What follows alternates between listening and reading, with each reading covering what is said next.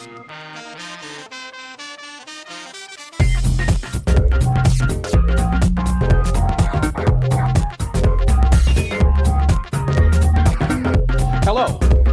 my name is Cornell Green, and I am the Failure Guy.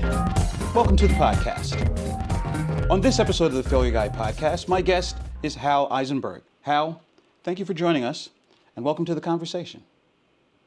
Thank you, Cornell. It is such a pleasure to be here. I have heard so many great things about you. I'm excited for this conversation today.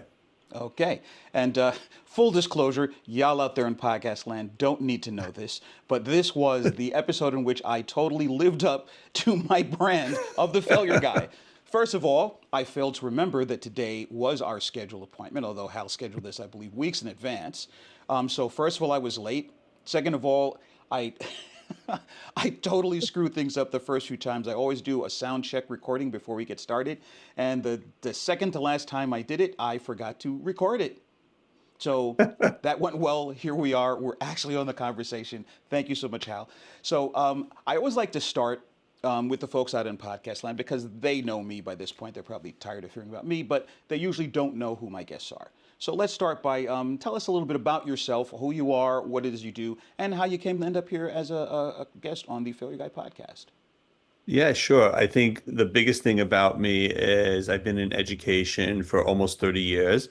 I've had this wild journey of ups and downs, life experiences, definitely a lot of failures and struggles in my life that just put me on this journey of discovering like who I am, what I'm about, what my purpose is in life. And everything that I do in education revolves and comes from that energy. So I have my own company. It's called Eisenberg Leadership. I do consulting all around the world. I do a lot of work in the New York City school system. I built a lot of programs. I've reached almost a million youth at this point, Wow. through the almost 30 years. Yeah, it's been a wild a wild ride. And through that journey, one of my biggest supporters has been a mutual friend of ours, Regina Rossi Lamoth. I have a lot of history with her in programs and personal and professional life. And she said, you have to meet this guy, Cornell. Like, you guys are going to jam. You have a lot in common. You have to be on the show. She was like, and then she stayed on me for a couple of weeks about it. She was like, Cornell, have you called him? Okay. Well, I have this, I lovingly refer to Regina as my partner in climb because we are working on a business venture with some colleagues in Florida. And we've been working together for quite a number of years now. And, because I try to be intentional about my languaging. And so I never liked the concept of partner in crime. I mean, we know what we mean when we say that, but we're not doing any crimes. What we're up to is some pretty good stuff here. So I figured I would just flip it a little bit. And since we're trying to take ourselves to the next level, I chose to adopt the term partner in climb. I And, love and that. yes, she is a very, very persistent person, very diligent. She definitely believes in not letting anything go unaddressed and stepping over things, as she likes to put it. And she will always make sure that she stays through and see it through and see to it that it gets done. So tell us a little bit about the type of education. You say you've been in education for almost 30 years. That's quite fascinating. First of all, I feel that people who are educators are doing God's work, although I'm an agnostic, go figure. So tell us what type of education, how did you get into education, and what sort of education are you doing these days? It's so funny you say, how did I get into education? And we were just talking about Regina. Regina happens to also be not only my best friend, but my ex-wife. And I got into education, honestly, to impress her when we were dating.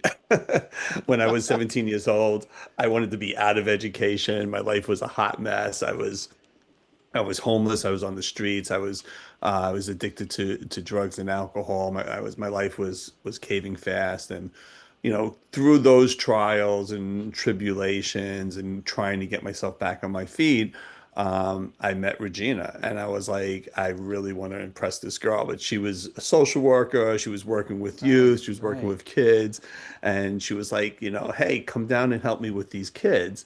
And I was like, yeah, sure, I'll do it. And that's a long story short. I connected with the kids. There was something that sparked inside of me. It was like you're supposed to be doing this work. And I realized all of a sudden those pains that I went through, those struggles, all of a sudden had purpose. I was able to connect to other souls who were struggling, and I didn't have the support when I was a kid. So I realized now I had an opportunity to give somebody else support that also didn't have support. And by the time I was 17 to the time I met Regina, the system had, completely, unraveled, and was getting worse. The supports that I wasn't getting just completely declined by the time I met Regina and got into the school system.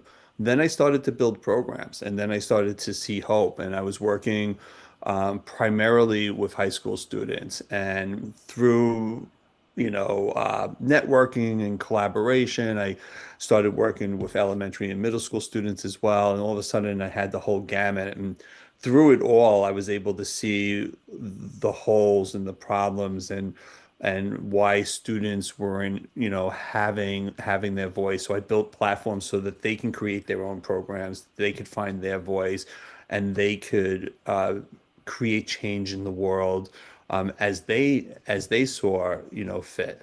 And that's eventually how I got into transforming education. So from there, as I continued to grow and I went on my own spiritual journey, I realized that my purpose was continuing to evolve.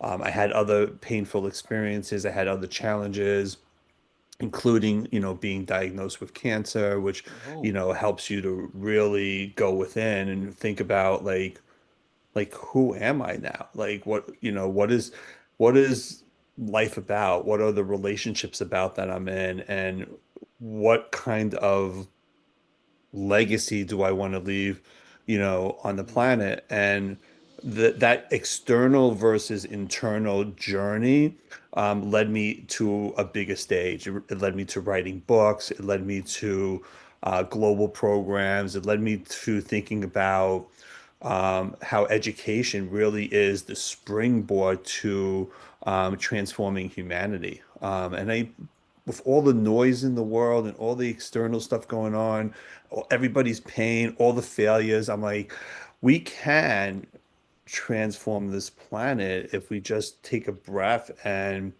each find the power that we have inside. And that's become who I am. So, as mm. you see educator, leadership consultant, everyone always asks, like, what's your title? I don't know how to put all of that in a title. Yes, well, that is amazing. It's interesting. A common theme that I have in my life, and as I told you before we started recording, the first guest when I started doing this in a video format, who I did not pay attention to her counseling and didn't do a test, I would have realized I wasn't capturing her audio. She does workshops with people who are now my age. I'm going to be 65 this December. Who what like I call once and future creators. I was a bass player, from when I was 17, I guess till now. But in my 20s, I ran around the Jersey Shore trying to become a rock and roll superstar. But what she does is with these play shops, as she calls them, is to encourage people to get back in touch with that creative element. And I was there really as a colleague of hers and just as a participant to help her in her launch of this program. And inside of it, she had us do a breakout exercise, which was to come up with the idea of a performance piece, whether you actually did it or not, just the germ of an idea. So I thought that I would do a spoken word piece called, basically, the title of it would be None of This Was My Idea Anyway, because all of the milestone events in my life, playing a bass, I met a guy from the Jersey Shore when I was 17 and a half in a camp in upstate New York who, through dogged persuasion, I'd never thought of playing the bass, never played the bass, and he just insisted, well, I put in a band together 60 miles away from where you live. I'm a guy you've never met and probably will never meet again. And I think you should play bass in my band. It's like, that's the dumbest thing I've ever heard. And by the end of the summer, I was a bass player. Getting into my Wow. career, which I've been doing for 32 years, IT, I was at the end of that journey in New Jersey, broke musician, hadn't worked in 2 years on public assistance. A cousin of mine reached out and said, hey, I'm doing computer repairs here at Lehman Brothers, and there's an opening for a system administrator. You should come get this job. I was like, I don't know what you're talking about. Other than job in Lehman Brothers, it's all Greek to me. And you heard the part about I haven't worked in 2 years, right? That was in December of 1992 and February of 1993. I started working at Mm, Lehman Brothers, and IT is what I've been doing ever since. So wow. hearing, okay, I just want to impress a girl, and now you are like a leader in your field, as you said. That's amazing that you've touched almost a million souls, and more importantly, according to that biography, you should have been a statistic. Oh yeah, You should without have a been doubt. on a mugshot, and instead, no, no, no, Yeah, not instead, because of your experience, you knew what it was like to not be supported. yeah, And it wasn't like you said, this is my calling and my mission. You found it, you stumbled into it. It wasn't something yeah, you'd been seeking all your life. It was hearing you're like, wait a minute, I think this is what I'm supposed to be doing. yeah. Absolutely. There's no doubt, Cornell, in my life that I'm very present to this in everything I do in every moment is not only should I have been that statistic is I should have been dead. Wow. 17 years old, drinking and driving and on drugs, and my car hitting headfirst into a cement wall. Oh, you got to You be kidding know, me. and I'm not kidding. And there's a whole story around that, and me knocking on a stranger's door, stumbling, to this stranger's door, and cut and bruised and bleeding, and in New York, 2 a.m. in the morning, where Oh my you, God. you know, Not right, like exactly the just place that's you their. want to show up like that at that time of day. Yeah, except this soul lets me in her home and makes me a cup of coffee instead of calling the cops, instead of slamming the door, instead of most people would just not even open up the door, right? Oh yeah, yeah. Um, I don't know and you. I'm gonna stay quiet until you walk away. exactly, exactly. That would be the typical response, right? So instead, she sat me down and she said, I don't know you. You seem like a nice young man. Your life matters. And I was Wow, like, your life matters. wow. I was like, I never heard those three words before. Like, What ever? fast ever, ever in my life. Nobody told me that I matter. I heard, you're not doing good enough.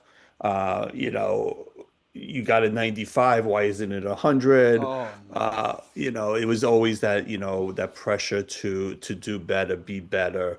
Um, and I'm sure it came from a place of love, but it wasn't interpreted back then, Yeah. and I was abused as a child. And I was bullied, a lot of things that people from that generation, went through before there was child protective services and, all these programs to support kids. And, there was literally nobody there for me to figure it out. And that, after hitting a cement wall, and that lady, that was the first time somebody said to me, your life matters. Fast forward the next day, I found myself, limping and bruised and bleeding in this junkyard where the car was towed to. And this guy in the junkyard says to me, he says, "Hey kid," he goes, "Were you the one driving this car?" And I was like, "Yes, sir." And he goes, "There's no way you could have physically gotten out of this car." And I Wow. looked at the car, and the front seat was an accordion with the back seat. And I don't remember getting out of the car, you know, and I, Wow. I didn't see a light, that was like, go back, go back. There was no like movie-esque Yeah. experience, right? But in that moment, I heard that lady's voice say, "Your life matters." And I was like, that's it. Like my life must have some kind of purpose. I've got to figure this out. And I stopped drinking and doing drugs in that moment. Never went back to this day. Wow. Just cold Yeah. turkey. Cold turkey. Holy Cold turkey, cow. just because someone finally said your life matters. So now the work I do, fast forward, is I want everybody to know that their life matters, right? Every kid that crosses my path, every parent, every adult that I work with, I want them to know like their life matters. And I think that's become my purpose is like, hey, listen, these things, we all go through challenges. We've all had failures, and those things can become our blessings. They can become Mm. can become our salvation. They're happening for us, not to us. And it took me a long time to be able to get to that point, but that's Wow. literally my purpose. Wow. Well, that is, first of all, absolutely amazing. And this is what I love about doing this podcast. Because as you know, we didn't really have any sort of a pre interview. I never like pre interviews. I always like to have things fresh and discover. I find it exciting. And also, this way, it's as unique and novel for me as it is for the listeners. But it's amazing how one moment, Oh yeah. one word from one person, one phrase, which to her, that's just was probably just her being her, you know. And Yeah. maybe she doesn't even know why she said that. First of all, if you were to ask her, why did you open the door? Yeah. You know? And you know what's so crazy, Cornell, is, and I say this all the time to people, is I never went back. I don't know her name. Wow. I don't know what house it was because my head was Uh, so messed up. You know, she doesn't know because she did this one act of kindness that I've reached almost a million lives, you wow. know? And then when I was diagnosed with cancer, very similar, I met somebody who became this beautiful soul friend, who helped guide me spiritually and opened up this world for me, you know, through this journey. So the universe, I feel like the way life unfolds, it again, it happens for you. It will guide the right people to you at those right moments in those right chapters to help you grow to whatever that next lesson is. And I don't believe any of us are, and this might be a controversial statement, are more blessed than another person. I just think we're at different Yeah. spots, places Yeah. on that journey, if that makes sense. No, it definitely does. And you know, as I think I said in the beginning of this conversation, I am an agnostic. That said, and Regina can attest to this, because we're on the leadership team of this company that's in the process of reinventing itself. During the beginning of the pandemic shutdown, I'm sitting there preparing for a Zoom one day, and it hit me. See, I'm a technology professional for, like I said, for 32 years. At this point, more than half my life. So for me, and I was a kid, my favorite Star Trek character was Mr. Spock. You know, logic always made sense to me. And so I always felt, if I can't measure it or weigh it, then it's not real. And Mm. apropos of nothing, I'm sitting there one day and I realized, dude, you got it backwards. Before there was words or conversation, before there was science or anything, there was energy, Mm. you know? Yeah, And if absolutely. E equals MC squared, then Yeah. M equals E over C squared. It's Mm. it's all just it's all energy, it's all vibrations, and then this stuff, Yeah. the kilograms, the megahertz, the gigabytes, that's the made up stuff. Like a friend of mine said, a quote from Alan Watts: "It's as if you couldn't build a house because you ran out of inches." You know, Mm. so why do these miraculous things happen? I know there are some people. My beloved belated mom would have said that maybe that was an angel in your life, especially with the statement the next day. The guy's like, "Bro, you shouldn't be here. There is no earthly way you Right. got out of that car." Right. And you're looking at it like, "What the?" And I'm sure you have no recollection of how you were not a pile of pulp in Yeah. that wreckage. And this person, you know, some would say, did she even really exist? Well, of course she Right. did, because here you are now as a result of that conversation. Absolutely. Absolutely. And it is all energy and connection and frequency. And there's probably, you know, a thousand stories like that. And as I've evolved, and as I've grown, I'm more connected to that energy between people. You know, whether it's a student that walks into my office that needs help, or I'm building a program. It's with intention. It's with saying, you know, this is the energy that I, you know, desire to be present and to be forth and to, you know, be part of, you know, whoever I'm impacting or whatever we're building. It's about all of us collectively, and in being focused on that energy collectively, the byproduct is it increases your internal energy. It helps you to grow as a person. Yes. Okay, now take us back a little bit, not all the way back to the beginning, but when was the first moment as an educator when you saw the impact that you have on young lives? Oh, my very first position. So going back to Regina days, well, I'll give you two stories. I'll give you an impact personally when I was a middle school student. I'll tell you that story in a second. But when I was with Regina, we were working for the social service agency, and I had a group of middle school students. And my task with these middle school students was to create some sort of uh, leadership program, leadership task. And, you know, I sat them in this kind of like open, I guess it was like a playroom, like just an open conference room type of thing. And I said, what do you guys want to do? You guys can create anything. And they were like, we can create anything. And I was like, yes. And they were like, well, we want to do something for the homeless. There's a lot of homeless in the community, and we want to do a clothing drive. And I don't know where this came from, but this really actually changed the trajectory of my whole career. I I turned around to the kids and I said, all right, a clothing drive is cool, but everybody does clothing drives. Everybody, will, shove clothes in a bag and drop it off at a homeless shelter or somewhere, or put it in the bins. We can do that. But now I'm going to give you the opportunity to take it to another level. What can you create that's a clothing drive that no other kid has done before, that no other program has done before, that can be real impact, that can really impact society and send a message? And they were like, one kid raised their hand and they're like, wait, are you asking, like, do you care what I think and what I want to do? Or are you telling us we have to do? And I said, no, I said, I care. I care what you think. You have a voice.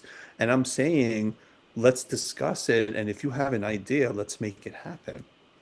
Wow. That turned into that group of kids went to the borough president of Queens, Whoa. asked them for the space where they have all these political offices, for the space to transform the governmental offices into a department store for the day.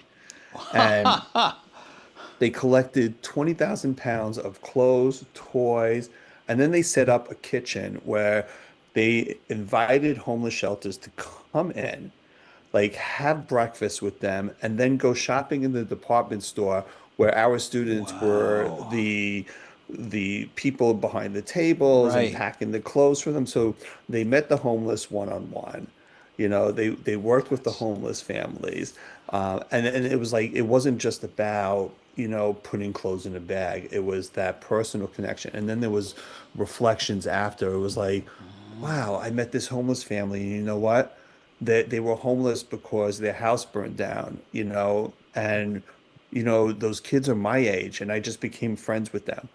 So wow. it was about human connection. It was a so that was my very first project, and I was like, okay, well, that was really not only successful, but it was empowering, and it made every soul feel really, really great about who they are. Well, now what's possible, right?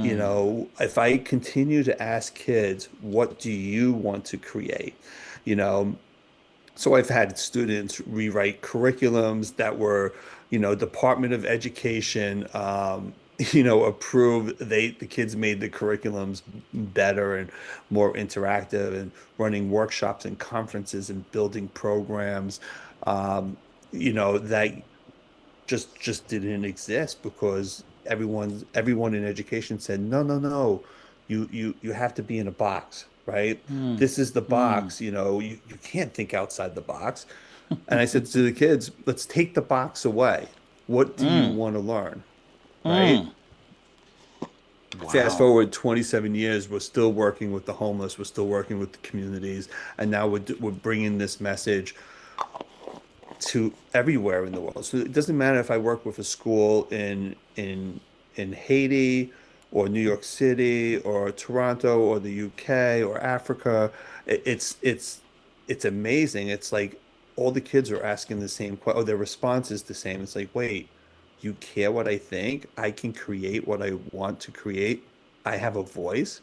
It's amazing to me that, now this is where the idealism comes in, Cornell. It's like now, if we can do that with everyone, with this generation in education across the globe, and everyone is realizing that they have a voice for change and to make the planet better, maybe all this fighting will stop.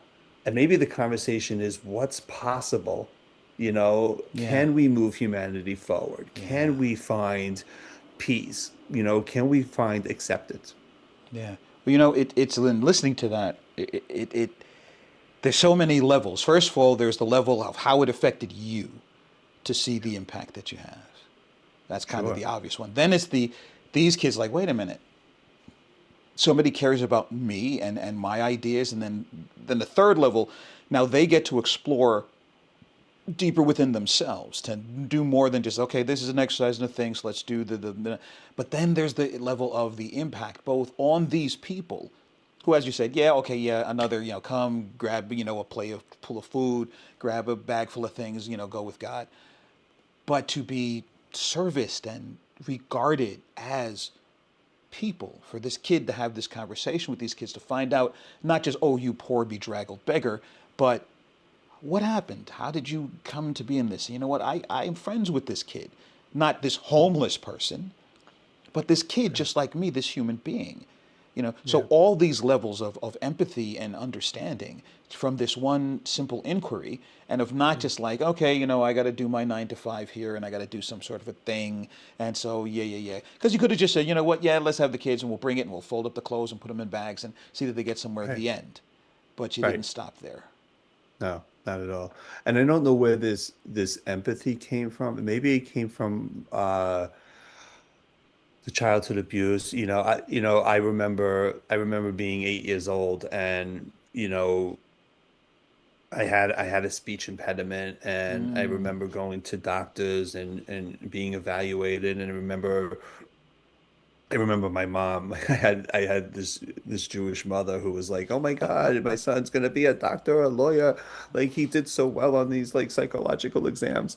Uh, and I remember hearing this voice in my head. I don't know where this voice came from, but it was like, your life is gonna have some sort of purpose, or just hang in there. Just keep Mm. that hope. Um, Fast forward to middle school, to go back to your question. I think the first real impact I saw was there was a girl in my middle school class, um, who was diagnosed with cancer. And at the time, at that generation, cancer wasn't as well known as now. And she was obviously on chemotherapy. She had lost all her hair and she had a wig. Every kid in school, I mean, when I say every kid made her feel like an outcast. Every kid was making fun of her. I came from 6 years of being bullied. I came from being abused in my home. I was the only one that not only didn't tease her, but I became friends with her, and I remember writing letters. This is before social media Yeah, or internet, where yeah. you wrote letters to people and you passed Put pen to paper and yeah, it. yeah. Right, right, pen to paper. What is that? And you send a note across the lunchroom. Um, and I was telling her, like, I'm here for you, whatever you need, let me know. Fast forward, she went into remission, and all these years later, she's actually now a school teacher, Oh wow, doing wow, really great stuff. So I wow. make those connections in my head. Now, did I save her life? No. But it was that act of kindness that made her hopefully feel like, you know, she met, and she thanked me, and we're still friends to this day. Yes, She thanked me and we stayed in touch, and yeah, she's come to many of my events yeah. and Well, I programs would and I stuff. would posit this. Did you alone save her life? No. Just as the glass of water that I drank in April is not what keeps me alive, but it kept me alive to the most recent glass of water I will drink. Sure. Yeah. So you did put a lot into her for her to be there for all the other aspects and elements and input that saved her life. So you are part of the many things, the innumerable things that saved her life. Yeah, yeah. And she's an awesome educator. She's had a really great life. Cornell, can I ask you a question? Sure, sure. It's a conversation. That's why I never start by saying it's an interview. It's a conversation. You mentioned this earlier, and through our whole conversation, I've been dying to like come back to this story because you mentioned this in passing. Um, you mentioned that you were a bass player, so like in my head now I know why another reason Regina connected Yes, us. Right, yes, right. Because obviously I've been in a band with Regina for many years. But you mentioned the Jersey Shore, and then you mentioned that you're going to be 65 years old. So I don't know if our listeners know this, if your listeners know this, but I'm doing the math in my head. That the Jersey Shore was the music scene like in the country yeah, when you were playing bass. So like a lot of my musical idols, you know, came from the Jersey Shore, yes. you know. So the question is, The question is, what was that can we talk about music for a second? Because I'm sure, like so curious about sure. your experience with the Jersey Shore and When I moved down there, I would say like every fifth person had a "I used to hang with Bruce Springsteen" anecdote, and none of them were lying.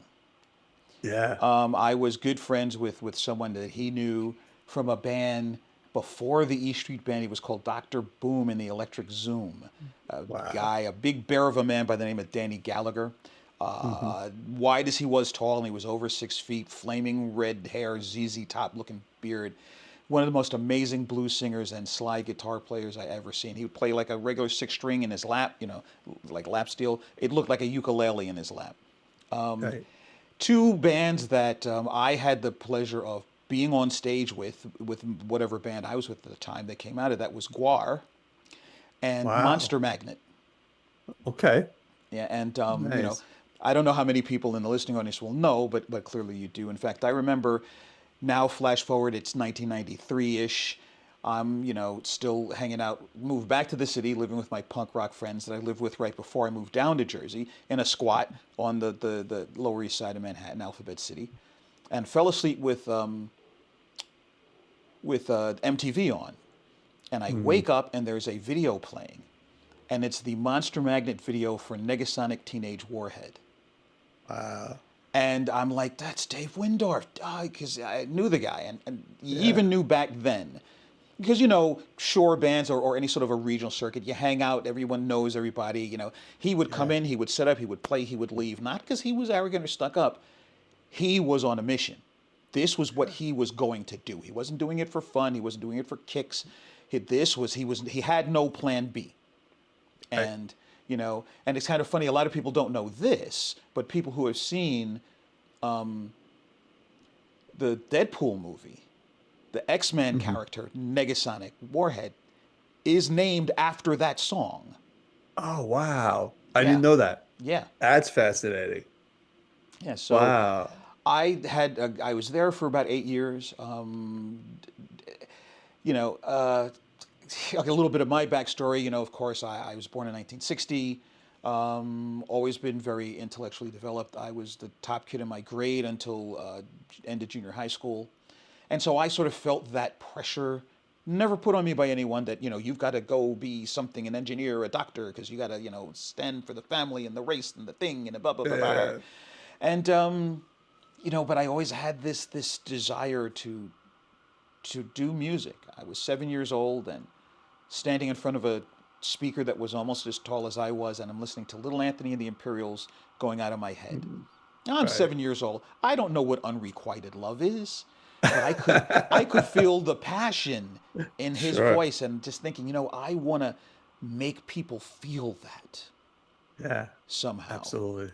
and Yeah. so I figured, well, you know what? I was actually I had an opportunity to get into tech 10 years before I did. I was working at a temp agency at the regional processing center for Citibank's Queens, Bronx, and Westchester branches. This is back when Okay. Citibank was the only bank that had ATMs. They pioneered that. And when you picked up the phone in the booth, you weren't talking to someone in the branch. You were talking to us at a central call center. And I developed this sort of like intellectual aikido. You know, sometimes people would call up, they deposit a check on Tuesday. They'd write a check against it on Wednesday. It would bounce on Thursday. The check would clear on Friday. And then they'd check to see, and it's like, what do you mean the check bounced? The money's right there.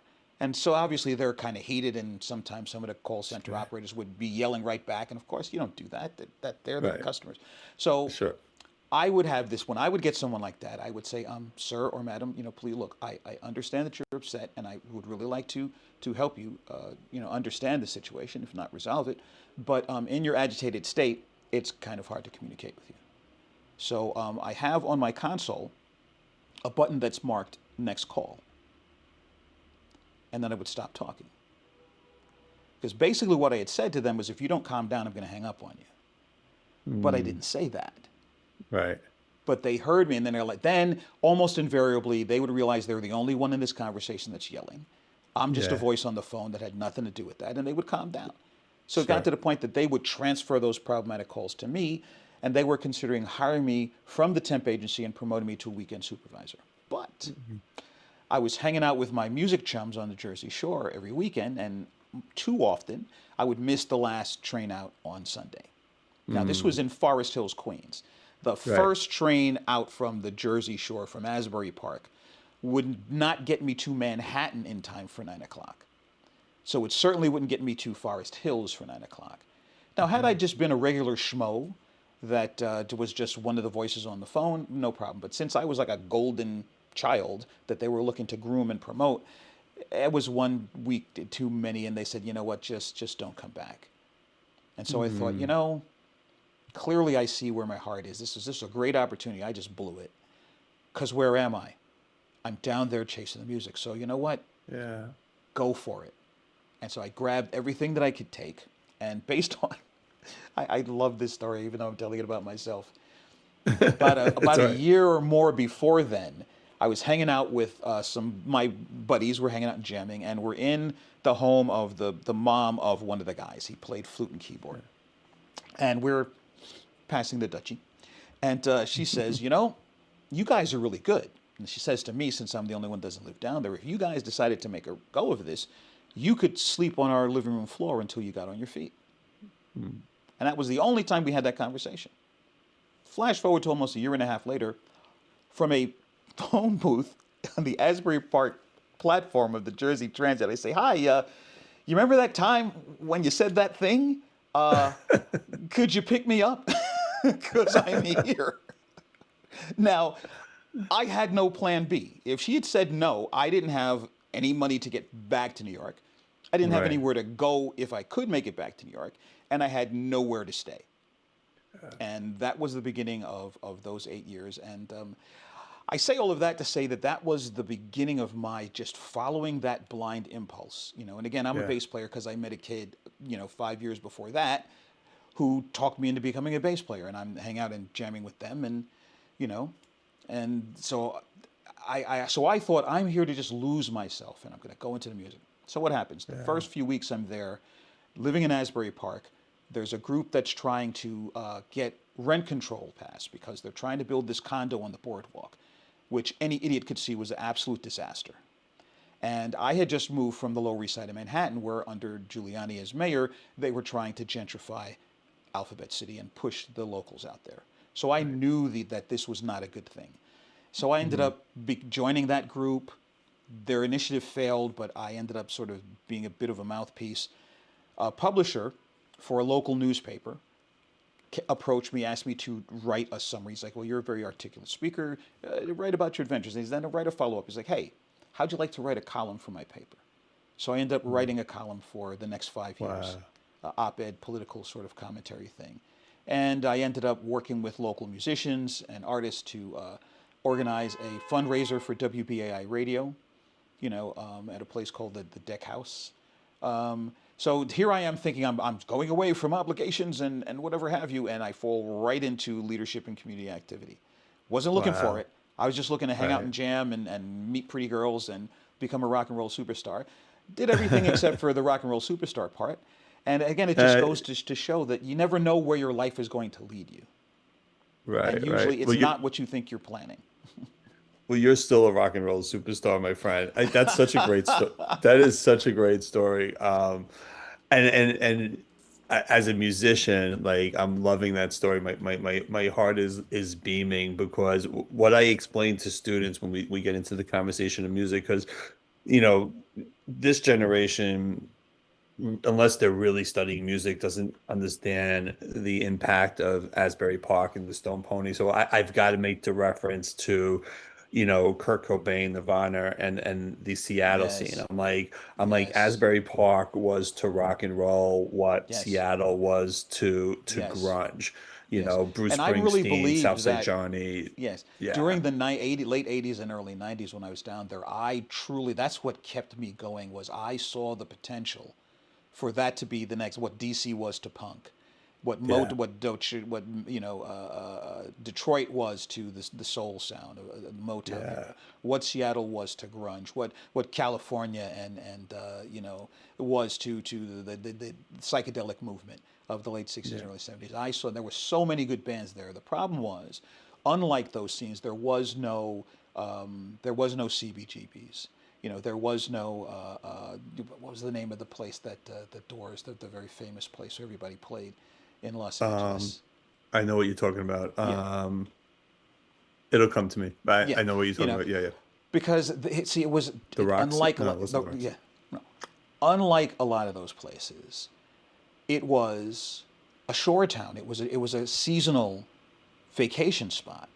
So Right. all the local bars cared about was butts in the seats, and they didn't really care in the off season because most of them either shut down or downscaled. So they would rather hire a talentless local band that could bring their college buddies for 2 or 3 weeks because they weren't going to pay them anything anyway, and they did not see themselves as creating a scene. Only the Stone Pony and Mrs. J's. And then there was a place Yeah. in the main street of Asbury Park called T-Birds.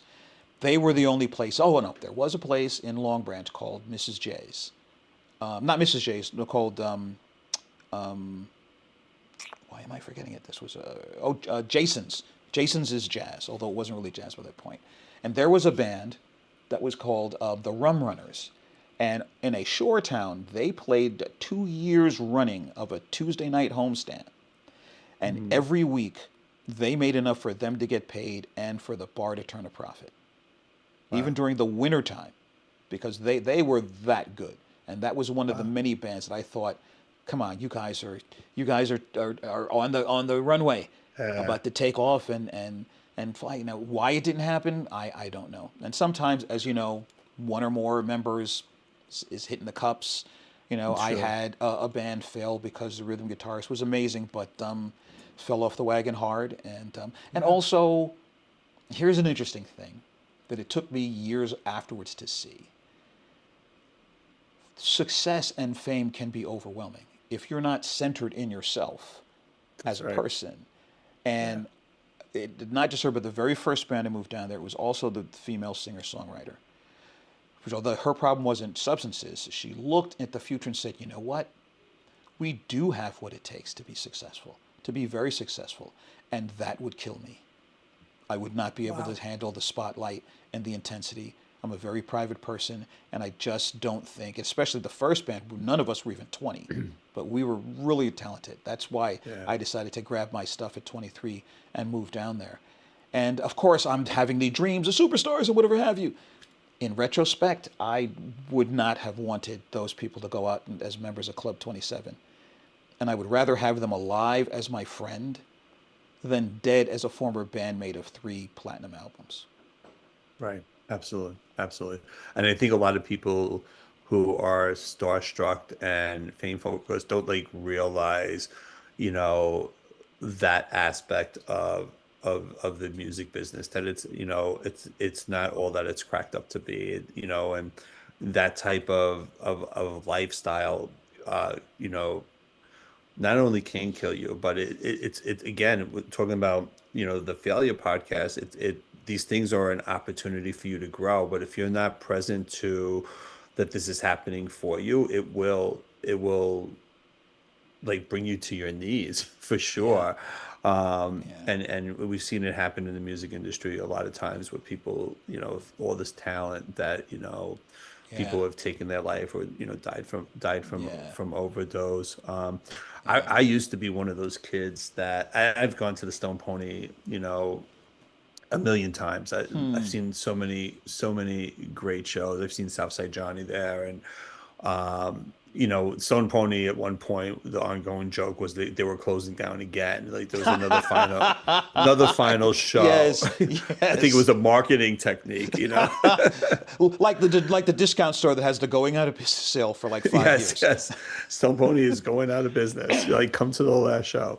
And John Bon Jovi and Bruce Springsteen like Mm, walk in and walk yes. out. I never got to see them on stage at the Stone Pony, but it was because they were already over the top. Yeah, yeah. They were With they were national and international by that point. they were national, international, but still came whatever reason they came to give the nod or whatever. Um, Probably because Southside Johnny was like on stage for Yeah, one of those like final shows. yeah, definitely. And all those guys were close. But I used to be that kid that was like, oh my God, I want to be famous and rich and and starstruck. And then I had the blessing. This was actually with Regina as well. We had the blessing. I worked with a guy at that social service agency. So again, this all comes full circle. Mm, I worked with a guy named Uncle Ernie, and Uncle mm. Ernie's last name was Tallarico. He came in and tuned the pianos. He was the uncle of Steven Tyler. Oh Steven Tyler's wow, original name was Steven Tallarico. Rico. Uh, Okay, yeah, okay.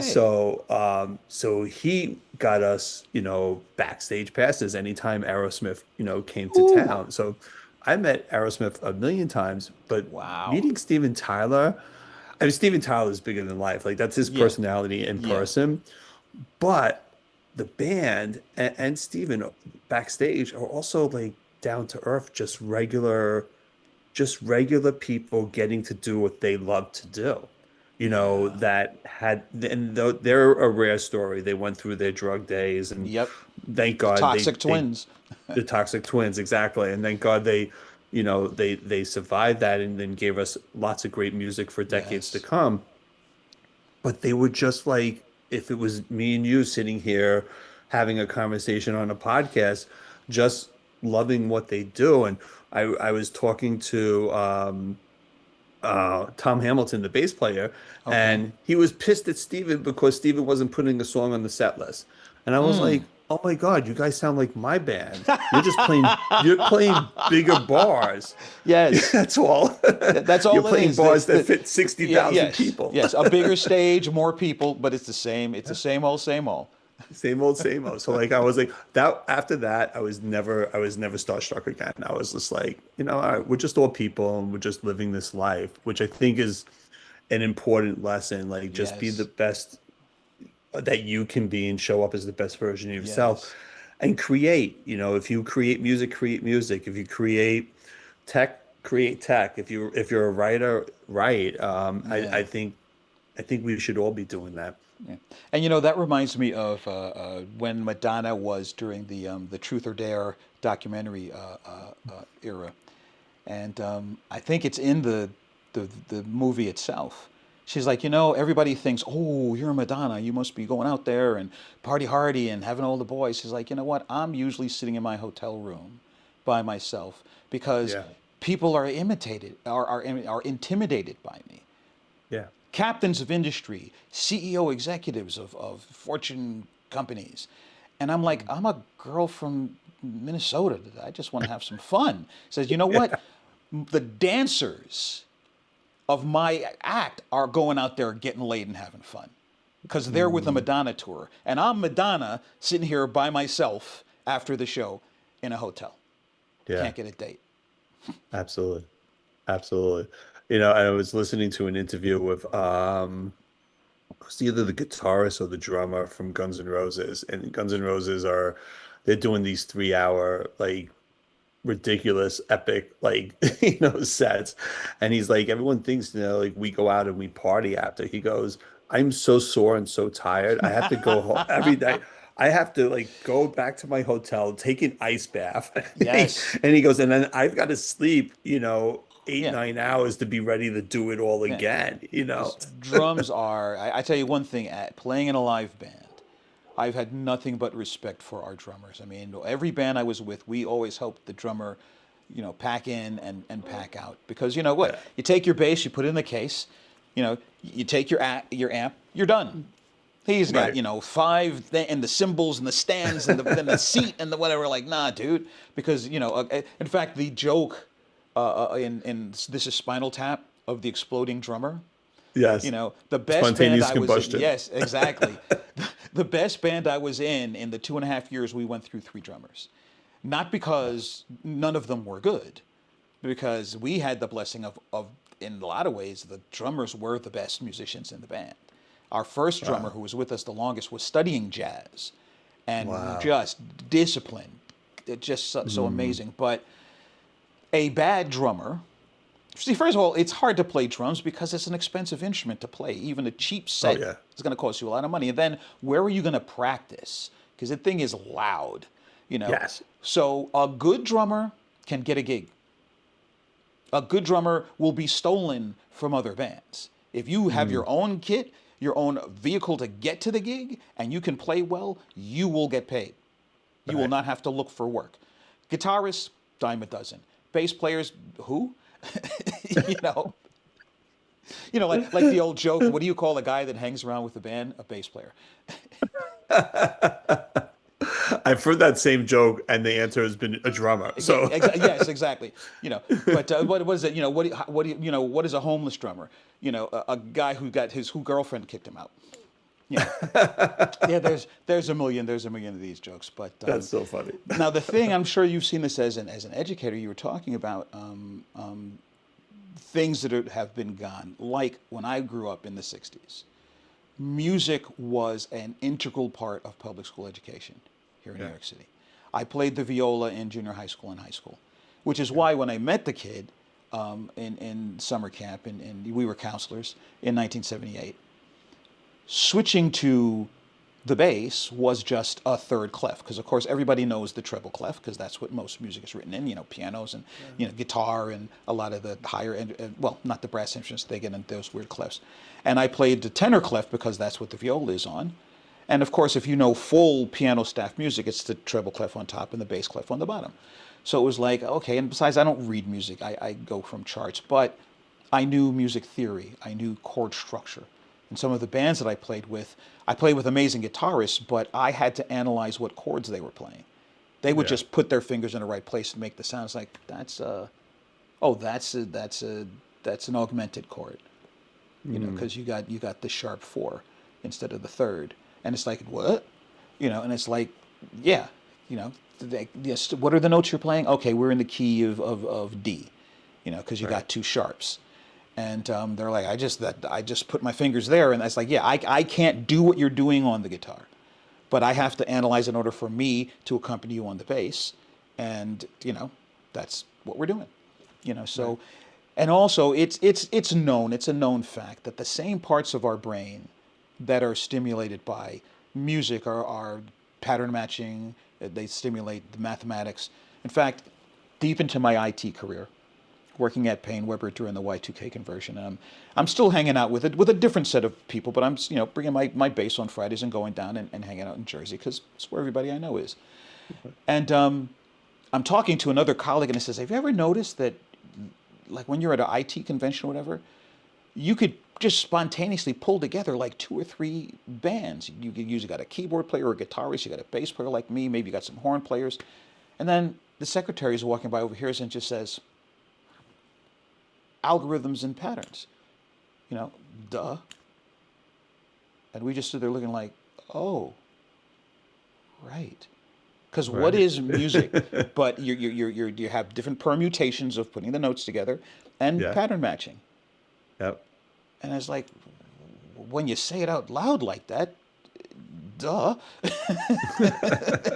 But here we are, both musicians and technologists. Never occurred Right, to right. us what the linking aspects were. Yes, yeah. I remember my music teacher. So this is a true story. In middle school, I couldn't find the band room, right? I wanted to play sax because Clarence Clemens, right? Oh Like, my God, yeah, yeah, I mean, like that was yeah. like saxophone in a rock and roll song was just like, I don't know what it does. Still to this day, like just lifts me up, right? But I couldn't find the band room. So my music teacher was like, he's like, the saxophone's already taken. When I finally found the room, he goes, the only thing left was a snare drum. He was like, you're Mm. gonna be a drummer. And I was like, don't know how to play drums. I want to play saxophone, and he was like, no. He was like, you're playing drums. He's like, kid, can you count to four? And I was like, yeah. He goes, then you could play drums. And that's how I started playing drums. Pretty crazy, pretty crazy. Yeah, yeah. Although it's kind of funny, you've got and why am I forgetting his name? Dave Grohl, Oh, obviously yeah. drummer for Nirvana, one of the Hmm. probably the most famous grunge band. And then Yes. after Kurt Cobain unfortunately checks out, he becomes the guitarist and principal songwriter and lead singer for Foo Fighters, Yeah. which has had more albums than Nirvana ever did, and at Yeah. this point more hit songs than Nirvana ever did. So he Absolutely. could have just been the drummer from, you know, Yeah. but it takes a lot. I mean, him, Stuart Copeland, of course, Neil Peart of Rush. Just, people think that you're just going doom doom pap doom doom doom pap. That's not a good drummer. Okay. No.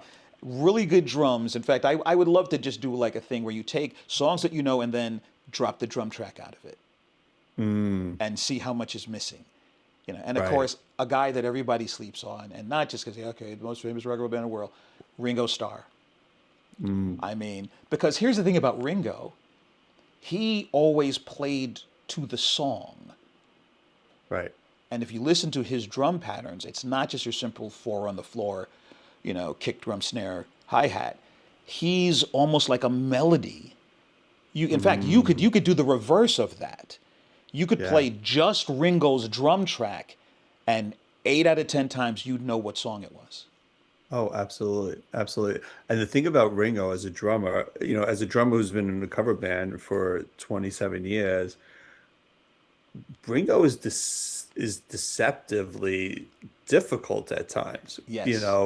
because it's not your typical pattern that most rock and roll drummers like play. And you're like, huh, what the hell is he doing there? And then I saw an interview with him. The interesting, because I played with a left-handed drummer Oh, who wow. who set up his kit lefty. Hmm. Ringo is a left-handed drummer, but he plays with a right-handed setup. Oh, I didn't know that. Wow. Yeah. Okay. So it's a Interesting. different approach for him than it Yeah. is for if you just put it naturally, where, okay, the dominant hand would have the snare and the hi hat. He's like, no, that's actually a cross reach for me. Because, and Yeah. what it is, think about when he was in the 60s and because he was a working drummer when the Beatles were just trying to get together from the Quarrymen and figure something out. He could go to a lot of gigs and not have to jig the setup. Like he could go sit Right. behind a kit that was like a house kit and, oh, could you move the thing over here? And it's like, dude, we got 5 minutes and we got to either go on or get off the stool. So, and a lot of that, I've seen interviews with him where he was explaining why that makes, because like for a right-handed drummer trying to figure out what the hell is he doing? It's like, right, because you're a right-handed playing righty. I'm a lefty playing a right-handed kit. So my whole approach is inverted. And that's why I approach things, this being Ringo, differently than most other drummers. Although I played a little another music anecdote, met a guy, we were working at McDonald's. And at the time, he was a drummer and an amazing drummer. He was also a bodybuilder. Hated the guy because he looked like fucking Schwarzenegger. And after I met him, he decided that he was going to expand his repertoire. So he started playing guitar. He was also left handed. He is the only human being I've ever known. He could play a right handed strung guitar as a righty. he could flip that guitar over and play it left-handed, strung for a right-handed player. He could Wow. play it left-handed, strung for left-handed, and then flip that over and play it right-handed, strung for a lefty. Wow. And I was just like, dude, it's not fair. Yeah. How is the brain wired for that? Like, Yes, yes. Then he took up bass, and I to this day I can't slap. He slapped like anybody's business. Then he took up keyboards, and it's just like, you know what? It's not fair. You can't be right. beautiful, buff, and this stupidly talented. It's just you got to leave something for us mere mortals. Come on, bro. You're killing me. You're killing me over here. I almost stopped playing drums in 1991 when I had front row tickets, which I got for free, by the way, to Oh, see Rush. oh You my know, God. at You saw Madison them Square live. Garden. I saw them live, Wow. 1991, for free, front row, and I watched Neil Peart, and I was like, I give up. Yeah. I was like, it was the most mind-blowing Yes. experience to watch him that close Yes. play. He was otherworldly. Amazing. Otherworldly. And Otherworldly. And they I have didn't this new know. girl now. Yes, yes. I didn't know until shortly before he passed, because I assumed, like I guess most people do, that the lead singer is the songwriter. Right. I He didn't he know that was, he was the lyricist. yeah, yeah.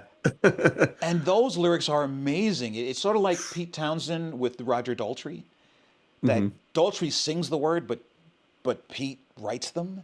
And to write, Yeah. because I've never written songs for other people to sing. I've Right. collaborated with people. I've collaborated with guitarists who wrote the melody or the changes that I would put words to. But Right. I've never been in an original band. Well, that's not true. The best band I was in for the longest, the lead guitarist in the first year he was very shy. So he wrote both, your typical pop, rock, R&B kind of tunes. Then he was also into hardcore.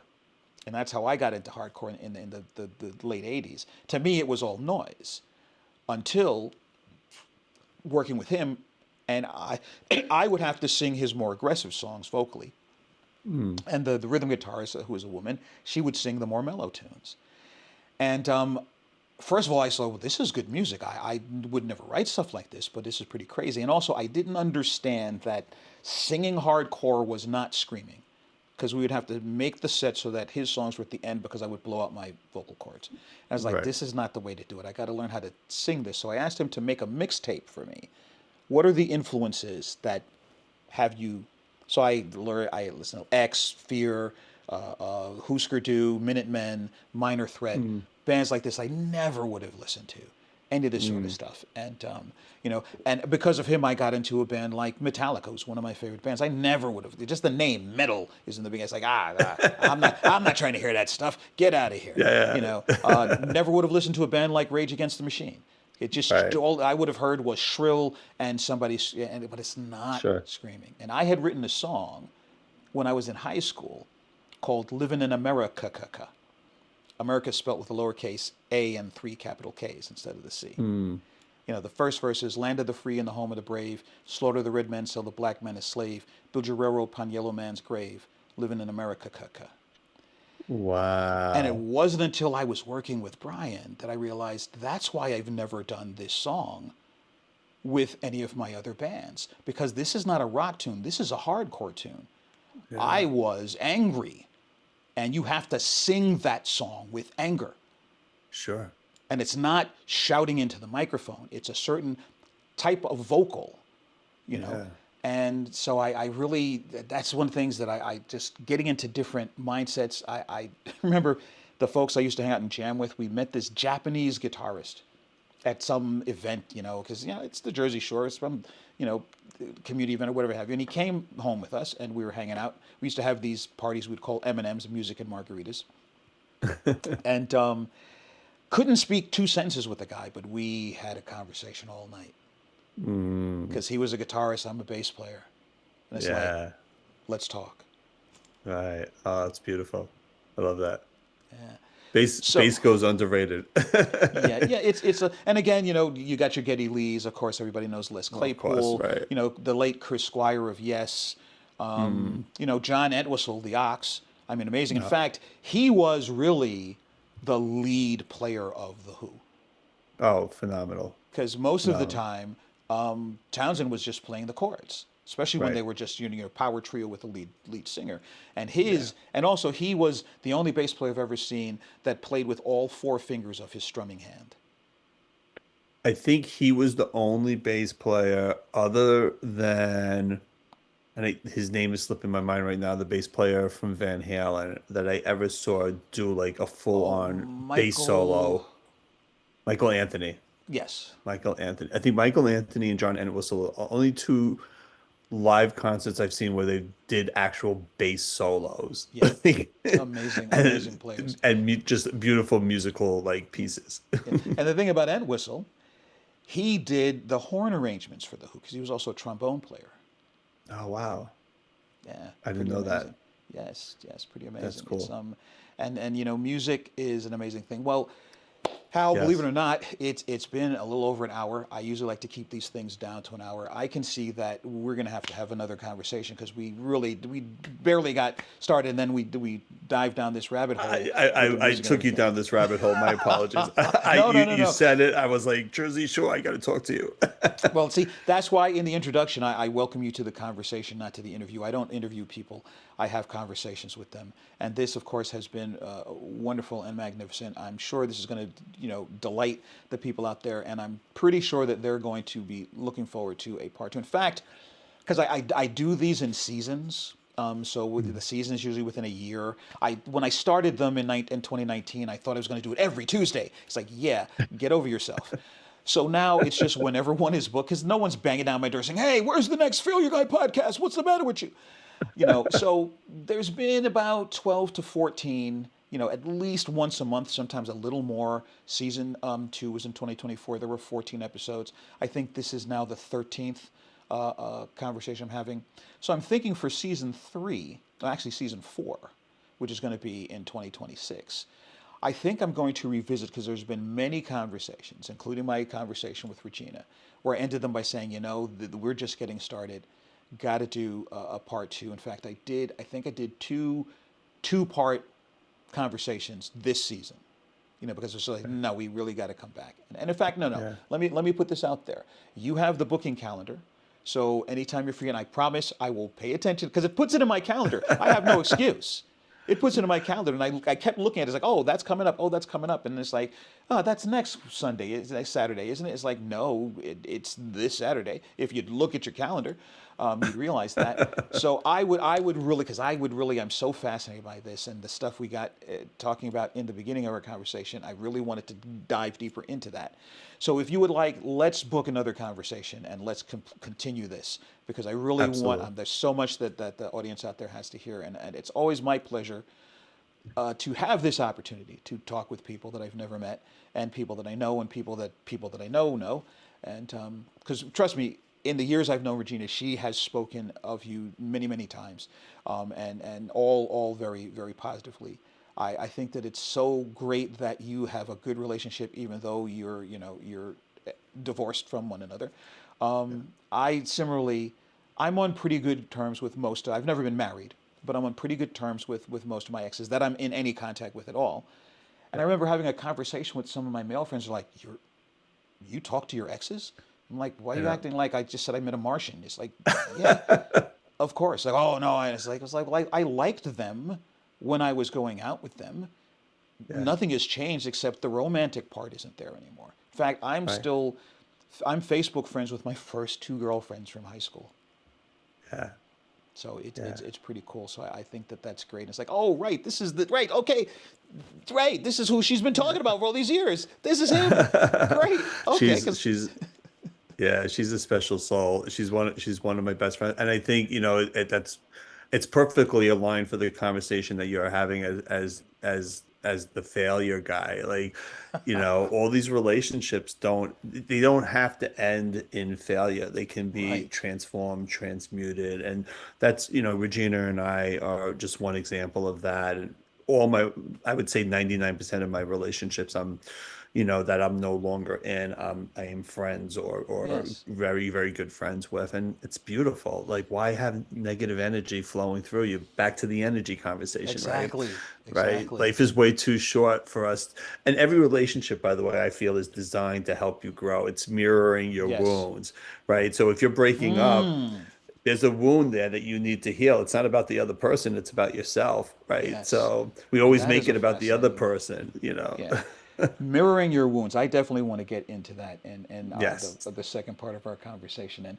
And failure, as I have, it's my acronym, which expands to first attempts in learning using real experience. Oh, I love that. Yes. Nice. So that because you should have seen it when I first, this is like in 2017 when I first got the concept that I wanted to start a podcast of this name, and you would have thought that my friends and my brain trust were talking me off of a ledge. I was about to jump off of this 20-story site. Like, no, don't call it that. The failure guy. I says, you see the way you're reacting.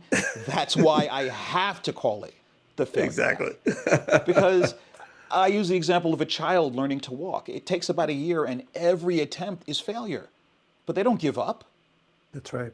That's right. It's all calibration. They're just learning. Okay, you got to balance and stand and on the legs, and then take a step, and alternating steps. Okay, got that. Like I said, if children approached failure the way adults do, we'd all still be crawling on our hands and feet. I literally have a tattoo of an anchor and an infinity sign on my arm, and it says, I Ah, refuse to sink on it because I remind myself every day, like failure is part of the journey, right? I yes, refuse to sink. I'm never going to yes. give up. And that's followed me through relationships, through cancer, through book writing failures. Like, well, we could talk about that on the Yes. next Oh, we episode have for so sure. much. We have so much. This was Yes. this was just a preface to our conversation. Well, Yes. Hal, I thank you so much for joining me. I look forward to our next conversation. I hope that's soon. And to all you folks out there in podcast land, as I say every episode, remember, life is not a race that we run against someone. The only person that we're in this with is ourselves, and the only person we have to compare ourselves to is who we were the day before. Remember that if life is a race, never give up, always keep running. And until next time, I'm Cornell Green. This is the Failure Guy, and I will see you guys next conversation.